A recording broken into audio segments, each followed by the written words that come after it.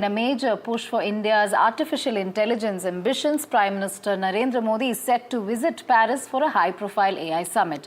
The visit, of course, underscores India's growing role in shaping global AI policies and leveraging AI for economic growth and innovation. With AI emerging as a key driver of the future, India's focus on a responsible and inclusive AI development is gaining global attention. The summit will, of course, see world leaders and tech pioneers discussing ethical, economic, and technological implications of AI. But what does this mean for India's digital future? We're joined by AI experts to help us understand this. We have Ganesh Gopalan, founder Jnani.ai, and Pavan Prabhat, the co-founder of Shorthills AI, joining us on this important discussion. Thank you to both of you. I'll go across to Ganesh Gopalan first. Mr. Gopalan, with India's ambitious plan in the AI space and considering Sam Altman himself for showing optimism about India's potential, how can India plan to position itself in the global AI landscape, especially in comparison to countries like China and the United States, which has gained supremacy in this space? Well, India's level of skill has never been in question, right? Whether it came to anything that to do with computers. Even in AI, we do have Indian companies today that are competing with the best of the best. I mean, for example, we do speech-to-speech LLMs, and we compete with the best. And all across India, there are some fantastic AI startups. And today, with the government announcing fantastic schemes to, that include not only compute capital, but also skill development promotion, I think we are well positioned as a country to compete with the best. All right, to Pavan Prabhat, the same question: how does India really plan to compete with AI superpowers like China and the US? How can India ensure sustainable and inclusive growth in the AI sector? So I think we are very well poised right now to take advantage of this whole new AI world, I would say. Now, for a couple of reasons. One, if you look at India's strength so far, it has been into services. And as much as we really want to do AI on anything, the reality is, and I'm sure my colleague, my panelists will also agree, that the majority of the work essentially boils down to data engineering pipelines, getting the right data, providing the right services, exposing the right APIs, front end, back end. The majority structure remains the same. Of course, we need to tweak it to make it more usable for any AI model to be, to make it work. So I think India has that inroads into all the IT systems, all the infrastructure anywhere. Now, coming to AI, if you look at new models, what it requires is a new thought, some kind of innovation, and the hardware or the compute power. And if history is any, indicator, the cost of hardware, the cost of compute essentially goes down. It always goes down. So I think with the kind of talent that we have, the kind of inroads that we have because of a service sector, all we need is some breakthrough here and there. And I guess we can really do wonders over here. That's what I feel. Right, Pavan. Also, Mr. Gopalan, what are the key strengths and weaknesses of India's current AI ecosystem, if you were to analyze it? And what do you think are the measures, that can be taken up to perhaps address the AI talent gap in India? And, do you think the current educational programs are effective in preparing students for AI careers? Yeah, I think firstly, if you look at where the gaps are, fundamentally there's been only one gap. There's been no question on the talent, right? And that gap has been capital, right?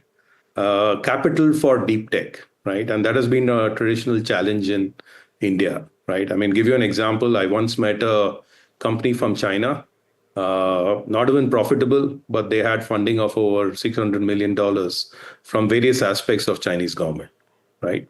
So I think this is the key thing that was holding us back. And we are hearing some really good things in the current budget with a focus on core deep tech, right? And that is going to really help our country move in the right direction.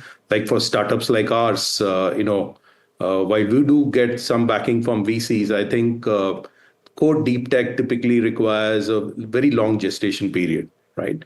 And this step in the right direction will really help.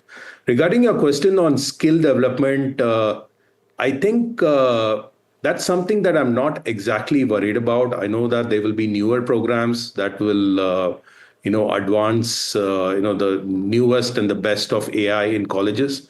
But you just need to go and look at the college curriculums even today. There are umpteen AI courses offered by engineering colleges. Soon enough, Indian private industry on the training side is extremely active. I'm sure they'll launch finishing schools now that help to augment what is offered by the traditional, I would say, engineering and other colleges. So I'm not really worried on that account, but it's a good step in the right direction to address some of the, I would say, at least skill gaps that seem to be there, in the public perception. But I really don't worry about that, given the Indian talent. Okay, so you're saying there's optimism as far as skill development or newer, educational programs for AI are concerned. Let me take this question to Pawan Prabhat as well. Mr. Prabhat, in what sectors is AI making the most impact in India, if we were to ask, where it can perhaps leverage globally now that Prime Minister Modi is going to be in the AI summit? What are the sectors do you think that is making the most significant impact, and where the country can leverage it globally? And do you have some notable success stories that one can speak of on a global platform? So I think it is too early to speak of very big success stories, because the whole AI era is just unleashed, right? And unless we get something like DeepSeek, it would be not construed as a success story. But having said that, let me kind of focus on some areas where we think a lot of work is happening. If you look at traditional Indian IT and ITES sector, a lot of work has been on knowledge industry like analytics, KPOs, a lot of work, a lot of call centers, a lot of support centers, BPOs are running out of India.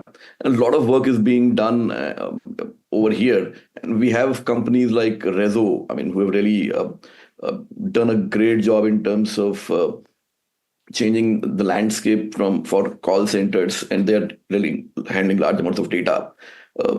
And there are companies which are doing a lot of work in local Indian languages. And so I think that becomes a kind of template for different countries which are not speaking English. A lot of companies over here are doing that. We are seeing some really good work, especially in the legal side. We are aware of some really high-end legal work being done by large companies over here, where somehow we are also part of it. And so I think the whole service knowledge-based sector, where a lot of work is being done, be it KPOs, analytics, financial analytics, legal work. In medical, I would say, I think we are slightly lagging right now. And I think if the government allows to share more data with companies or the whole ecosystem, I guess we can do really something good.